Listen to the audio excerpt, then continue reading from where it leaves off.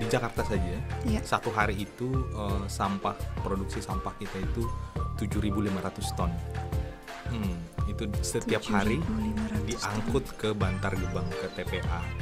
Kalau diterjemahkan ke dalam satuan truk, itu 1.500 truk satu hari. Sampahnya 1.500, Kira-kira itu Jakarta saja. Jakarta saja. Bayangkan kalau misalnya dikumpulin satu Indonesia gitu. Itu dan 50-60% itu berasal dari rumah tangga.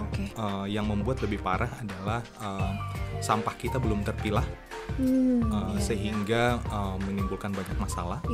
Yang pertama adalah sampah-sampah yang harusnya masih bisa berharga, masih bisa didaur ulang, sehingga tidak perlu ke TPA, ke tempat pembuangan akhir, itu jadinya terbuang ke sana dan membuat merusak lingkungan lebih parah.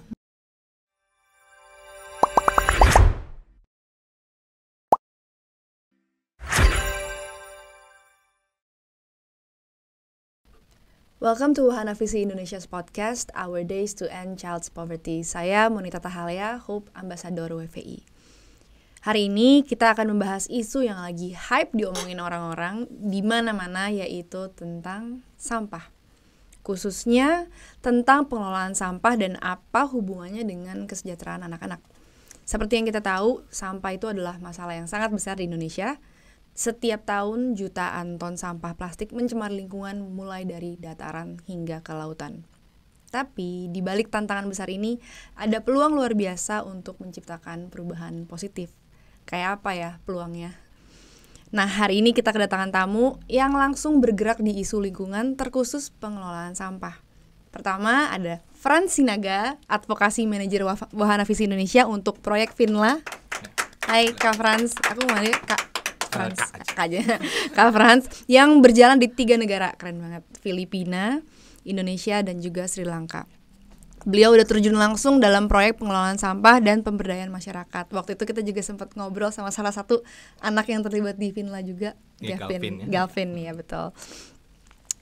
Lalu tamu yang kedua adalah, ini keren banget ini, Switania Puspalestari, seorang aktivis lingkungan sekaligus pendiri Diverse Clean Action. Tepuk tangan semuanya.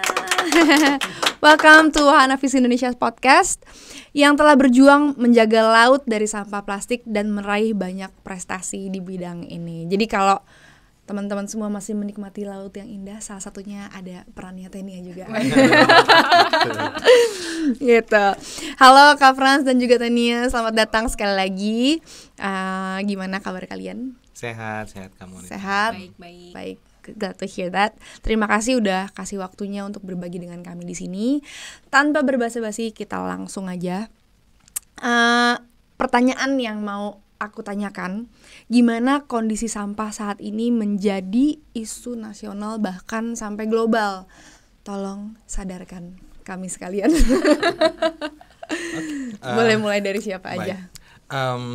Untuk sebagai gambarannya saja kita ini memang dalam di Indonesia krisis sampah dan itu sudah menjadi masalah global sebenarnya, dan tapi di Indonesia ini menurut saya itu sangat parah. Di Jakarta saja satu hari itu produksi sampah kita itu 7.500 ton. Itu setiap hari diangkut ke Bantar Gebang, ke TPA. Kalau diterjemahkan ke dalam satuan truk, itu 1.500 truk satu hari. Sampahnya 1.500, kira-kira itu Jakarta saja. Jakarta saja. Bayangkan kalau misalnya dikumpulin satu Indonesia gitu. Itu dan 50-60% itu berasal dari rumah tangga. Jadi isu ini sangat parah dan isu ini sumbernya sangat dekat dengan kita, atau bahkan ya kita gitu ya, karena sebagian besar dari sampah-sampah ini berasal dari rumah tangga. Dan yang membuat lebih parah adalah sampah kita belum terpilah, sehingga menimbulkan banyak masalah. Yang pertama adalah sampah-sampah yang harusnya masih bisa berharga, masih bisa didaur ulang, sehingga tidak perlu ke TPA, ke tempat pembuangan akhir, itu jadinya terbuang ke sana dan membuat merusak lingkungan lebih parah. Kemudian karena tidak dipilah sehingga tumpukannya itu nggak bisa dikelola dengan baik. Lebih jauh lagi itu akan mengakibatkan timbulnya gas metan di TPA, itu berkontribusi ke climate change karena gas rumah kaca, banyak sekali efeknya, sehingga menurut saya kalau dibilang Indonesia darurat sampah, betul darurat sampah, dan penyebabnya itu sangat dekat dengan kita gitu. Okay.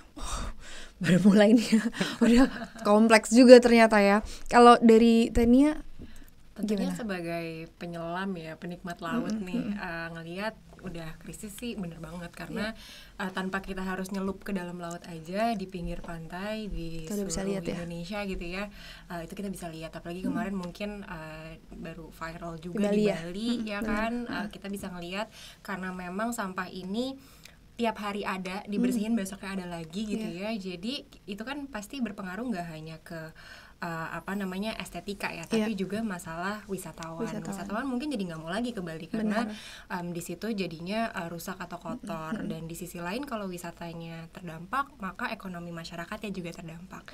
Yang biasanya bergantung sama wisata juga akhirnya berkurang pendapatannya. Di sisi lain juga kalau ngomongin tentang kesehatan kita sebagai individu di Indonesia, itu juga sangat berpengaruh ketika yang tadi kita biarkan sampah-sampah yang masuk ke pantai atau ke laut yang dari sungai-sungai, dari depan rumah kita, itu dibiarkan terus ke sana.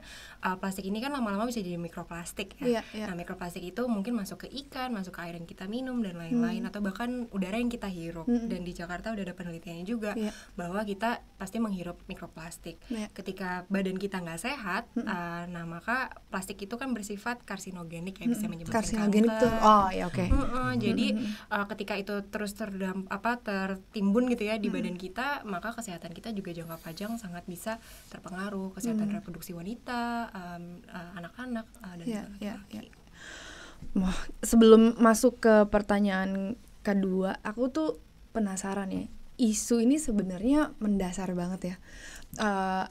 Kira-kira kalau menurut pendapat Kak Frans dan Tania, masalah sampah ini lebih ke habit as a person gitu, yang belum paham sampah itu apa, harusnya kemana, atau dari mana ya, atau memang satu kebijakan yang memang belum dibuat sehingga kita sadar, atau harusnya memang mulai dari kita dulu gitu, dari mana sih harusnya bisa timbul isu seperti ini ya? Aku rasa komprehensif dan cukup kompleks ya, karena kalau kita ngomongin tentang Indonesia, ada daerah-daerah yang pengelolaan sampahnya sudah baik, dari fasilitas sampahnya ketika kita pilah agar bisa didaur ulang dan tidak terbuang ke sungai dan ke laut, beneran terdaur ulang, tidak tercampur lagi gitu kan. Hal-hal seperti itu tentunya berkontribusi juga ya, tentang bagaimana mendukung masyarakat yang mau berubah. Nah, di Indonesia nih mungkin masih ada daerah-daerah yang fasilitasnya belum baik, itu satu. Kedua, dari segi masyarakatnya sendiri mungkin banyak yang masih jauh ya dengan isu sampah dan lingkungan, karena dianggap tidak berpengaruh terhadap hari ke hari, karena mereka masih memikirkan misalnya besok mau makan apa ya kan. Jadi ngomongin lingkungan kayaknya jauh banget, padahal ketika kita misalnya mendiskusikan masalah sampah dan lingkungan dari sudut pandang gaya hidup, itu sangat-sangat berpengaruh dan bahkan bisa memberikan keuntungan. Betul. Jadi di project kita, di project Finla yang dikerjakan oleh WFI dan DCA, kita baru-baru ini melakukan satu survei gitu ya tentang perilaku. Jadi di awal project kita ini sebenarnya kita survei pengetahuan masyarakat, sikapnya mereka, sama mereka mempraktekkan nggak gitu terkait dengan pemilahan sampah misalnya. Ternyata pengetahuan masyarakat kita, terutama yang di Jakarta, itu sudah sangat tinggi tuh. Dan sebenarnya sikap mereka itu, mereka mau untuk memilah sampah gitu. Tapi kemudian ketika kita lihat prakteknya itu sangat rendah gitu. Setelah itu kami lakukan survei lanjutan, ternyata ada beberapa barriers, ada beberapa halangan yang membuat orang nggak bisa menerjemahkan pengetahuan dan sikapnya ke prakteknya gitu.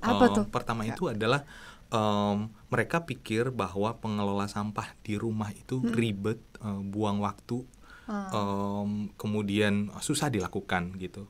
Padahal sebenarnya faktanya nggak seperti susah. Itu gitu. Contoh saja memilah sampah plastik misalnya ya, orang berpikir bahwa memilah sampah plastik itu membutuhkan banyak waktu. Padahal tinggal bikin mungkin tempat khusus, karung goni atau kotak khusus di sana. Begitu ada sampah plastik, botol plastik, langsung setelah selesai dikonsumsi langsung ditaruh di situ gitu, sebenarnya nggak memakan banyak waktu.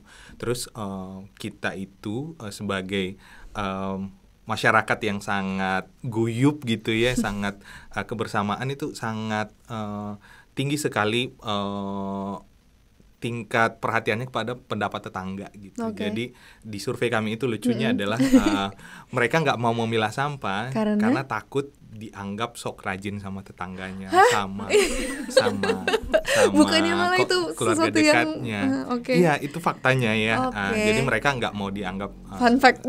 Iya. Dibilang sok rajin lah. Padahal sebenarnya tetangganya mungkin nggak mikir gitu. Dan kemudian mereka berpikir bahwa menyimpan sampah sementara di rumah, sampah-sampah daur ulang itu membuat rumah menjadi kotor, bau, macam. padahal kan enggak gitu ya. Karena sampah daur ulang itu biasanya udah dibersihin dulu, terus disimpan, habis itu di akhir minggu dikasih ke bank sampah gitu. Gitu sih. Jadi ada penghalang-penghalang yang sebenarnya ini sangat mudah untuk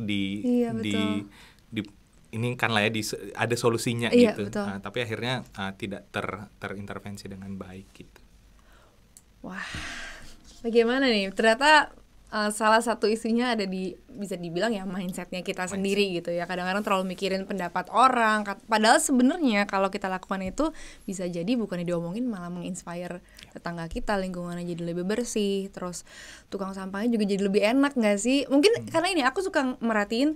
Kadang-kadang mungkin ada yang mikir juga kayak sia-sia gitu. Karena udah dipisahin, abis itu sama yang ngangkutnya dijadiin di satu tempat lagi gitu. Jadi kadang orang mikir sia-sia dipilah, tapi habis itu dibawanya disatuin lagi. Padahal sebenarnya tetap aja ketika di TPA nanti dipisahkan juga kan ya? Atau gimana? Nah, itu jadi salah satu concern kita juga ya. Sebenarnya misalnya di Jakarta pemerintah sudah mulai membenahi gitu melakukan pengangkutan terjadwal dan terpilah gitu ya. Tapi masyarakat masih mikir bahwa itu akan digabung lagi tuh sama tukang sampah. Memang untuk bapak-bapak tukang sampah yang pengangkut sampah dari rumah memang butuh diedukasi lebih gitu ya, biar tidak mencampurkan lagi. Tapi akhirnya itu pun nggak jadi alasan untuk tidak memilah di rumah gitu, karena ketika kita pilah sampah misalnya sampah daur ulang, kita kan nggak kita kasih ke tukang sampah lagi kan, tapi kita setor di bank sampah misalnya, dan itu bisa ngasih income tambahan untuk rumah tangga. Dan sampah yang sisanya residu yang nggak bisa didaur ulang lagi udah bisa langsung diangkut sama tukang sampah gitu. Oke, kita fokus ke kesejahteraan anak nih. Kak Frans, kita sering dengar bahwa pengelolaan sampah yang tadi kita obrolin itu berkaitan dengan kesejahteraan anak-anak. Kak Frans bisa tolong jelasin nggak lebih lanjut gimana sih upaya ini tuh bisa kasih dampak positif buat kesejahteraan anak-anak? Pertama mungkin dampak negatif dari sampah kalau tidak terkelola dengan baik itu akan mempengaruhi kesehatan gitu ya. Kan jadi tempat bersarangnya vektor penyakit gitu ya, kayak tikus, nyamuk, lalat gitu. Jadi dengan mengelola sampah dengan benar kita akan menghindari itu. Itu akan berhubungan langsung dengan kesehatan anak tentu saja. Tapi kemudian lebih jauh lagi kalau Mbak Tenia tadi menyebutkan mikroplastik, kerusakan lingkungan sebagainya yang disebabkan oleh pengelolaan sampah yang tidak baik, itu akan menjadi warisan kita kepada anak-anak kita atau kesejahteraan mereka di masa depan akan bergantung pada itu gitu. Jadi kalau misalnya sampah nggak dikelola dengan baik, laut tercemar, ikan-ikan tercemar, anak-anak kita akhirnya jadi sakit, tentu mereka tidak sejahtera gitu. Tapi dari dampak positif pengelolaan sampah yang baik juga kita bisa mengambil sesuatu sebenarnya. Dengan memilah sampah di rumah, menabung sampah daur ulang ke bank sampah, di bank sampah yang didampingi oleh Wanavisi dan Diver Clean Action, itu menunjukkan bahwa keluarga mendapat keuntungan pendapatan tambahan dari situ gitu. Dan itu mereka pakai untuk kebutuhan sekolah anaknya, kemudian kebutuhan rumah tangga gitu. Jadi banyak sekali dampak baik positifnya sebenarnya ya. Tenia, boleh diceritain nggak awal mula kamu tertarik dengan isu sampah sampai akhirnya kamu mendirikan Divers Clean Action? Pertama-tama karena kegemesan kali ya. Kegemesan sama sedih beda-beda tipis gitu. Karena waktu itu ya sebagai penyelam balik lagi suka banget traveling kan keliling Indonesia, dan waktu itu kebetulan memang lagi kuliah belajar teknik lingkungan, dimana di bangku kuliah kan berarti belajar ya apa sih teori yang harus diterapkan di lapangan. Betul. Tapi kok nggak ada yang diterapkan gitu kan, apalagi di daerah-daerah pulau-pulau kecil gitu kan yang memang belum punya fasilitas pengelolaan sampah yang baik. Dari situ awalnya jadi lebih ke arah wondering kayak gimana ya kok gini banget sih gitu. Terus kayaknya turning point-nya adalah ketika lagi menyelam di salah satu diving spot di Kalimantan, di mana waktu itu tuh untuk penyelam ke sana aja tuh susah banget karena ada arus bawah laut kayak bentuknya kayak channel gitu. Orang tuh kalau mau diving ke bawah tuh udah harus advance dulu license-nya. Terus habis itu ke sana juga ngelihat ikan-ikan besar tapi kepala di bawah, kaki di atas gitu ya. Dengan kondisi laut yang seperti itu masih nemuin sampah gitu kan. Di antara hidup mati masih nemuin sampah gitu. Dengan segala macam tantangan masih ada aja gitu. Kan dia pergi juga ya kalau ada sampah, tapi ini ternyata membuat terumbu karang yang harusnya jadi rumah ikan terdampak kan. Dari situ akhirnya banyak nanya lah ke dosen, ke mentor-mentor, ke sesama diver harus apa ya gitu. Dan salah satu saran dari dosen adalah yaudah kalau emang mau bikin perubahan bisa masuk dari dalam dari pemerintah atau bikin NGO aja gitu untuk menyuarakan kalau memang nggak ada NGO lain yang waktu itu ngomongin tentang sampah laut. Dan pada tahun 2015 akhirnya coba explore volunteering ke beberapa NGO, dan memang pada saat itu isu sampah laut belum masif, kayak ibaratnya ngelesain yang kota besar dulu deh gitu. Nah akhirnya kita bikin Divers Clean Action as a community, dan ternyata growingnya yang nge-support, dan akhirnya jadi yayasan. Dan kita fokusnya waktu itu di Kepulauan Seribu dulu deh, yang paling deket ya dari Jakarta, masih Jakarta pula gitu. Jadi dari situ kita growing, dan akhirnya bareng sama program Finla kita masuk ke area-area pemukiman yang dekat sama sungai, karena balik lagi ngomongin pulau kalau di sungainya nggak dibenerin, nanti akhirnya gitu kesana lagi kan. Jadi itu sih yang sampai sekarang kita terus berkembang, mencoba mencari solusi bareng-bareng. Oke. Kalau based on your experience aja nih, kan kamu kan sering traveling kemana-mana, ada nggak sih salah satu contoh pulau kecil yang sudah menerapkan pengelolaan sampah yang baik sehingga pulaunya bisa dibilang bersih gitu? Jadi maksudnya masyarakatnya sadar banget, wah pulau ini harus sama-sama bersih supaya kalau ada wisatawan yang datang mereka senang dan pulaunya jadi hidup kan, ekosistemnya hidup gitu. Kalau yang kurang baik mah nggak usah disebutin ya, maksudnya kita sendiri kalau lagi jalan-jalan sering banyak nemuin. Tapi salah satu contoh yang bisa dibilang bisa menginspire yang lain tuh yang sudah menerapkan itu, kamu pernah lihat di mana gitu? Sebenarnya langsung kita sharing juga yang kita lakukan bareng di Finland. Jadi di Pulau Seribu, deket banget dari Jakarta, cuma 1,5 jam atau 2 jam naik speedboat. Di situ tuh udah ada pulau-pulau yang memang masyarakatnya udah punya bank sampah, memilah, mendaur ulang, dan mereka juga karena backbone industrinya adalah pariwisata. Jadi mereka sangat peduli dengan wisatanya gitu. Jadi di Pulau Seribu ada banyak contohnya, di Pulau Pramuka, di Pulau Harapan, Kelapa. Di situ masyarakat sebenarnya sangat-sangat peduli. Bahkan ada at some point waktu itu mereka menutup sebuah pulau karena di situ sudah terlalu banyak sampah, dan akhirnya wisatawan yang datang ke sana itu susah untuk dibilangin untuk tidak meninggalkan sampah untuk ketika camping gitu. Jadi ketika ada kepedulian itu dan masyarakat tidak menolak adanya penutupan itu, kan berarti kesadaran mereka juga lebih tinggi ya tentang dampak jangka panjang. Jadi mereka nggak peduli tentang mass tourism sama jangka pendek aja nih, bahwa kalau wisatawan hilang sekarang terus pendapatan mereka hilang, enggak. Tapi mereka sudah memahami dan lebih pintar daripada kita ya bagaimana cara-cara local wisdom dalam mengurangi sampah dan memilah sampah. Keren sekali, keren. Kayak Kak Frans, kita pengen tahu dong bank sampah itu apa sih, dan kenapa bank sampah itu menjadi sangat penting, dan tujuannya itu sebenarnya apa? Tania kalau mau nambahin bisa langsung aja ya. Iya, bank sampah itu sebenarnya itu adalah unit atau organisasi di masyarakat yang tujuannya itu untuk mengumpulkan sampah-sampah daur ulang biar itu nanti nggak diangkut ke tempat pembuangan akhir gitu ya. Jadi di Jakarta pemerintah itu sudah mengharuskan satu RW itu punya satu bank sampah. Bank sampah yang di RW ini akan bertugas mengumpulkan sampah-sampah yang masih bisa didaur ulang seperti plastik, logam, kertas gitu. Nanti ini akan dijual ke industri daur ulang. Jadi tugasnya memang mengumpulkan sebagai titik inilah ya pengumpulan barang daur ulang ini.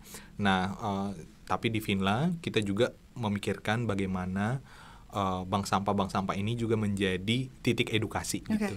Jadi di mana masyarakat bisa belajar tentang sampah, tentang mengelola sampah dari rumah, baik itu yang daur ulang, baik itu yang organik gitu. Makanya di bank sampah kita itu nggak cuman mereka mau ngumpulin gitu secara rutin, tapi juga mereka pergi dari rumah ke rumah gitu. Kita namakan door to door education gitu, untuk ngasih tahu ke masyarakat pentingnya mengelola sampah, bagaimana mengelola sampah di rumah, untuk ngasih tahu solusi yang tadi itu tuh yang sebenarnya masyarakat tetangga kalian nggak ngomongin kalian loh, rajin kalau mau milah sampah kayak gitu. Jadi si ibu-ibu bank sampah binaan kita ini pergi tuh dari rumah ke rumah di masyarakat untuk mengedukasi warga gitu. Dan bahkan di salah satu bank sampah dampingan kita di Cipinang Besar Selatan ya, mereka bekerja sama dengan sekolah tuh.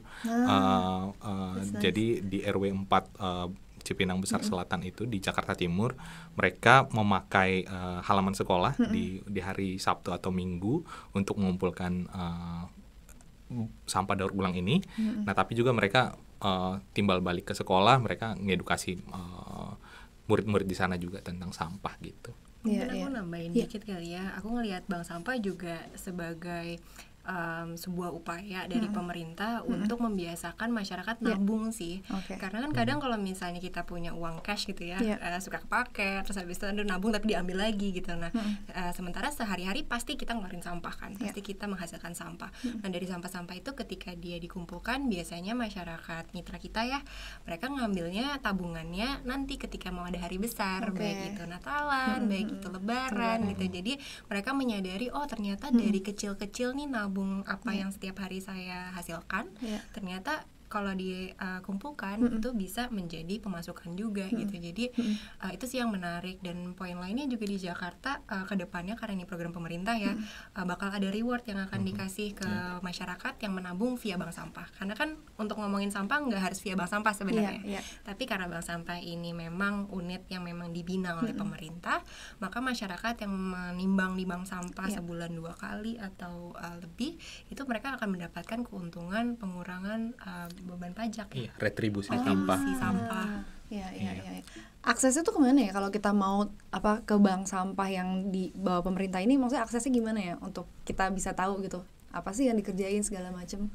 Apakah dari websitenya atau dari gitu? Pemerintah Indonesia dan DKI mungkin ada websitenya masing-masing ya. Ada mungkin website yang bisa kita lihat juga, ada kolaborasi sosial berskala besar, namanya KSBB. Karena ini dibuat kayaknya waktu zaman COVID ya. Semua orang kan mau kolaborasi bantuin Jakarta. Nah, ternyata masalah lingkungan dan sampah juga ada websitenya khusus, yaitu KSBB. Di situ teman-teman bisa lihat di RW masing-masing ada program apa, dan bahkan kalau teman-teman mau lihat mitra siapa sih yang mendukung bank sampah, di situ juga bisa lihat semua. Oke, Tania, apa sih yang kita bisa lakukan kita sebagai komunitas dan juga keluarga untuk menjaga lingkungan sambil juga mengedukasi anak-anak gitu? Karena lebih penting mereka tahu dari awal ya, sehingga itu membangun kebiasaan mereka menjadi orang dewasa yang sudah istilahnya punya pengetahuan tentang sampah itu harus diapain segala macam gitu. Apa sih yang kita bisa lakukan gitu untuk fokusnya mengedukasi anak-anak ya tentang pengelolaan sampah ini? Yang menarik justru yang kita temui di lapangan, kadang anak-anak juga yang ngajarin orang tua loh. Betul.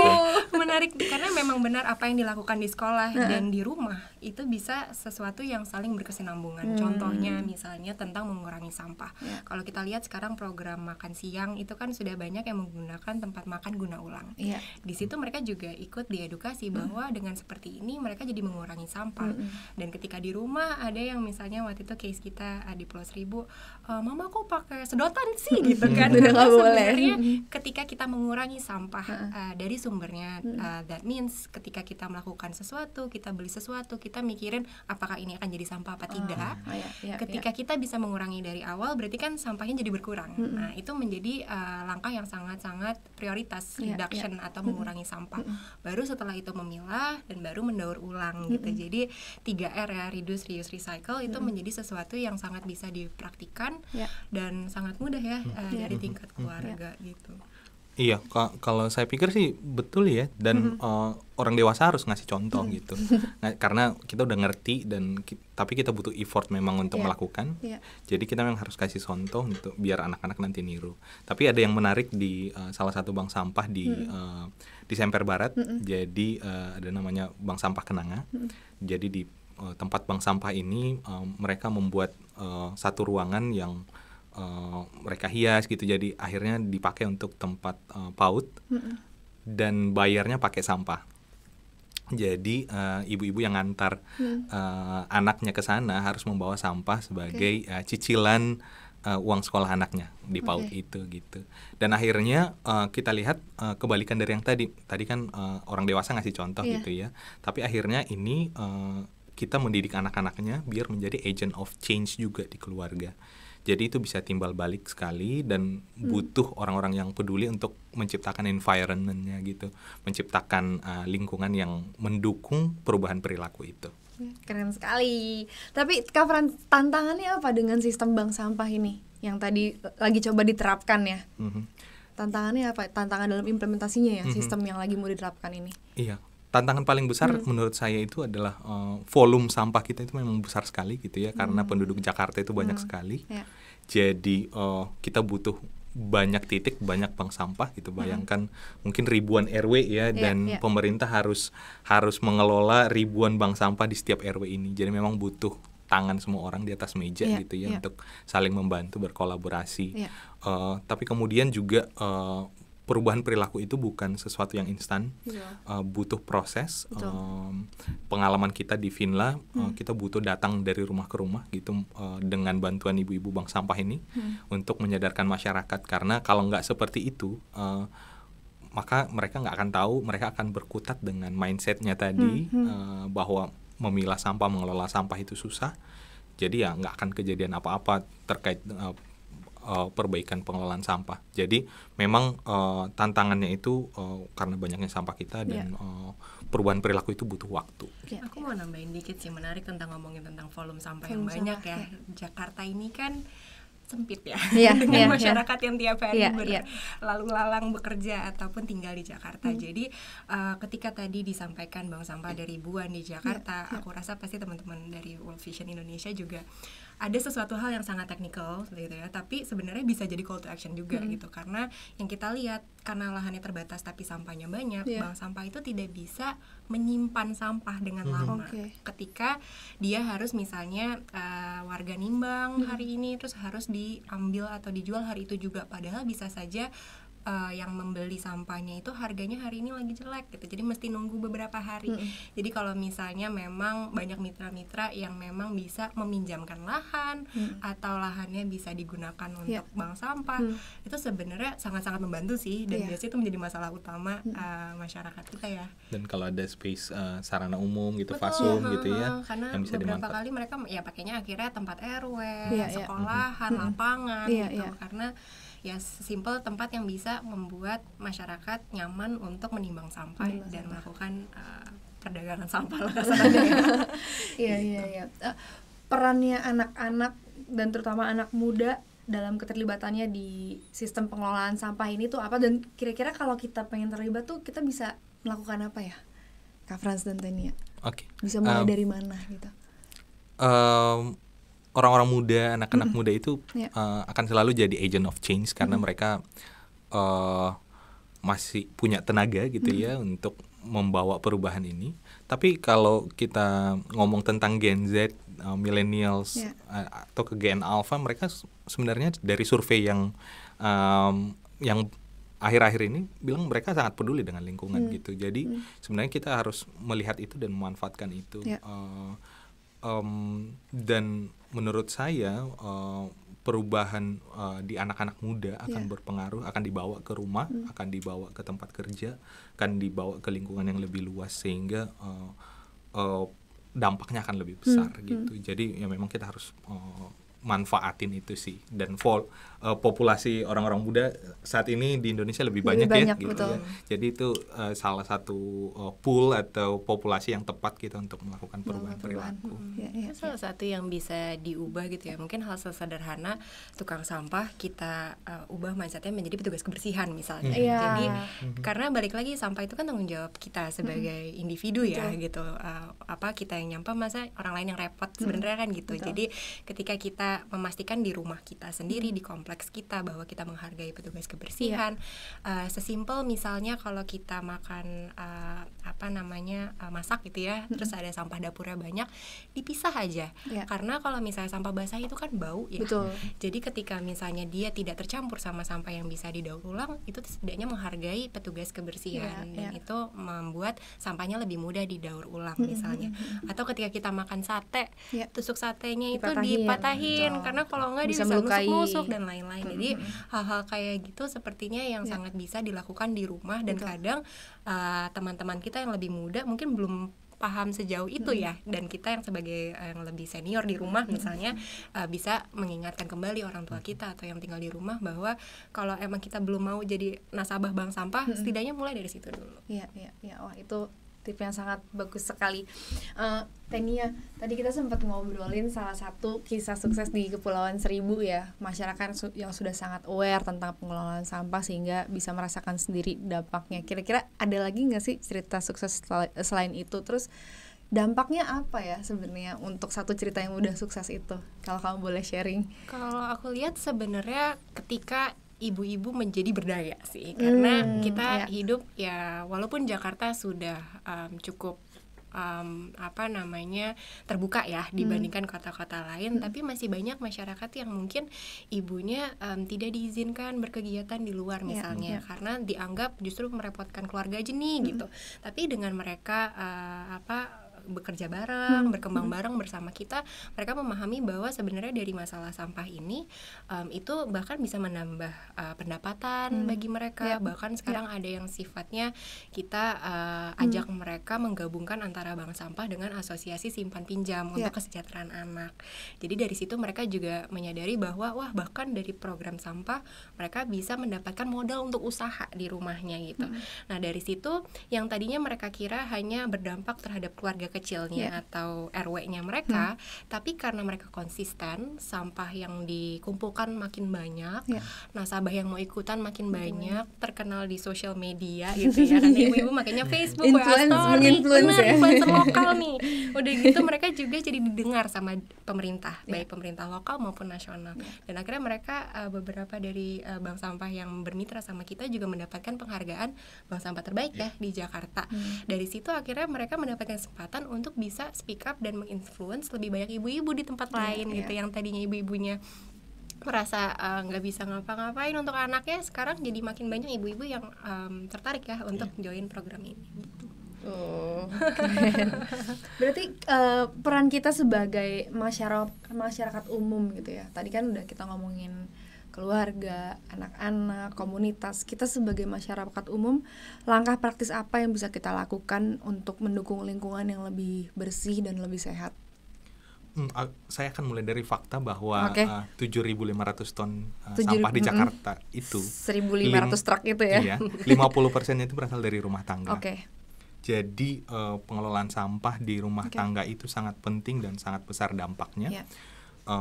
Ketika masyarakat memilah sampah di rumah, memulai menjual sampah daur ulangnya ke bank sampah, atau mungkin memulai composting di rumah, itu dampaknya sangat besar. Dari sampah rumah tangga itu sebenarnya 50% sampai 60%-nya itu sampah organik, sampah sisa makanan, sampah memasak gitu. Jadi dengan composting di rumah itu akan mengurangi sampah yang diangkut ke Bantar Gebang. Kalau misalnya 50% sampah yang dari rumah tangga itu bisa dikelola dengan baik, dikurangi dari sumbernya, bayangkan berapa truk yang nggak perlu pergi ke Bantar Gebang. Dari situ berapa solar yang dihemat, berapa uang pemerintah yang bisa dialihkan ke sesuatu yang lebih penting gitu ya, dan juga sebenarnya kita menyelamatkan lingkungan gitu ya. Jadi sebagai masyarakat umum peran kita itu sangat besar sebenarnya dari fakta itu. Nah, aku rasa juga masyarakat umum ya kayak kita ini kita kan pasti bagian dari komunitas, baik itu misal di sekolah, di kampus, di kantor, di gereja, di masjid, itu kita sangat bisa membawa perubahan gitu ketika kita speak up. Nah, dalam arti maksudnya contoh ketika kita di kantor, ya udah kita pastikan catering yang dipakai nih bisa minim banget sampah gitu kan. Jadi dari langkah-langkah itu kalau kita bayangin berapa ratus ribu atau berapa juta yang tiap hari ke Jakarta gitu ya, bisa membuat perubahan di komunitas-komunitas terkecilnya tadi, maka itu juga membantu ya tentang pengurangan sampah tadi sih, dari mulai tadi reduce, reuse, recycle itu di setiap elemen masyarakat. Iya, dan hierarki paling tinggi sebenarnya bukan mendaur ulang ya, Betul. tapi mengurangi sampah gitu. Jadi menghindari menyebabkan sampah lah gitu. Jadi kalau kita bawa tumbler ke tempat kerja, berarti kan kita nggak perlu membeli air mineral kemasan gitu. Nggak ada sampah yang tercipta dari situ gitu.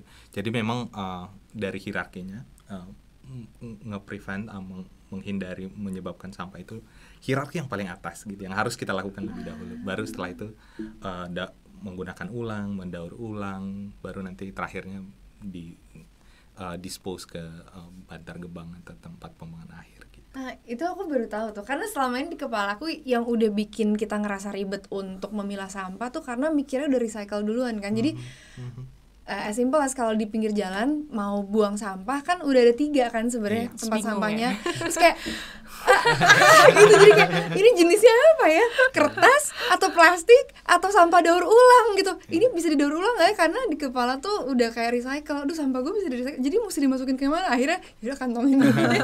Jadi kayak gitu kan. Ternyata justru intinya harus ngurangin sampah dulu ya. Jadi nggak ada kejadian bingung itu. Iya, ada soalnya. udah bener nih mau masukin tong sampah, tapi sekarang jadi bingung masukin ke yang mana gitu. Sebagai penutup, Kak Frans dan Tania, apa pesan kalian kepada para pendengar kita sebagai masyarakat umum, terutama keluarga dan anak-anak, tentang pentingnya pengelolaan sampah untuk masa depan kita semua? Ya, kalau dari saya, peran kita sebagai masyarakat umum mengelola sampah dari rumah itu sangat penting dan sangat besar dampaknya. Nggak cuma di lingkungan kita, tapi untuk tadi mengurangi truk yang mengangkut sampah gitu ya, banyak sekali pengaruhnya. Dan untuk jangka panjang, apa yang kita lakukan sekarang untuk mengelola sampah dengan baik akan mempengaruhi kesejahteraan anak-anak cucu kita di masa depan. Oke, kalau dari aku mungkin you don't have to be perfect. Okay. Karena nggak harus sempurna melakukan sesuatu untuk lingkungan kan. Jadi kita butuh berjuta-juta orang untuk mencoba mengurangi setiap hari. Mungkin hari ini nggak perfect, masih pakai plastik, besok kurangin lah gitu ya. Jadi hal-hal seperti itu dampaknya aja besar. Dan mungkin yang kedua tadi balik lagi call to action ya untuk komunitas masing-masing. Kalau bingung mulai dari mana, feel free untuk kontak Diverse Clean Action ya atau Wahana Visi, karena kita ada beberapa modul yang sebenarnya sangat bisa dipakai untuk jadi bahan edukasi awal atau bahan referensi ya kalau memang mau membangun bank sampah dan atau berpartisipasi lebih aktif di dunia ini. Dan kita punya jingle pengelolaan sampah ya. Ada jingle untuk anak-anak. Nanti lihat di YouTube ya, di YouTube-nya ada, Visi YouTube-nya Wahana Visi Indonesia. Oke. Kalau sosial media mungkin kalau teman-teman mau cari informasi di sosial media apa aja? Instagram Diverse Clean Action. Oke, Diverse Clean Action. Kalau Wahana Visi kayaknya ada di udah ada semua ya, bisa langsung ada website-nya juga Wahana Visi Nanti Indonesia di ya. YouTube di sini juga kayaknya jinglenya bahkan menginspirasi dan ditranslate ke bahasa lain ya. Sudah ditranslate, sudah akan ditranslate ke bahasa Sri Lanka dan Tagalog dan Visaya di Filipina. Itu sudah? Sedang dalam proses. Dan ada yang sudah ada yang dalam bahasa Inggris. Dalam bahasa Inggris dan bahasa Indonesia sudah ada. Oke, wah terima kasih banyak untuk ngobrol-ngobrolnya Kak Frans juga Tania, senang banget. Aku sendiri pun juga dapat banyak banget ilmu dan kayaknya peran kita semua untuk menciptakan lingkungan yang lebih sehat dan juga bersih untuk masa depan kita semua. Kiranya kita semua bisa jadi agent of change untuk belajar mengurangi sampah dan juga belajar untuk mengolah sampah. Nggak perlu sempurna, tapi kita mulai dari hal-hal sederhana di keseharian kita. Terima kasih sudah mendengarkan Wahana Visi Indonesia Podcast, Our Days to End Child Poverty. Sampai jumpa.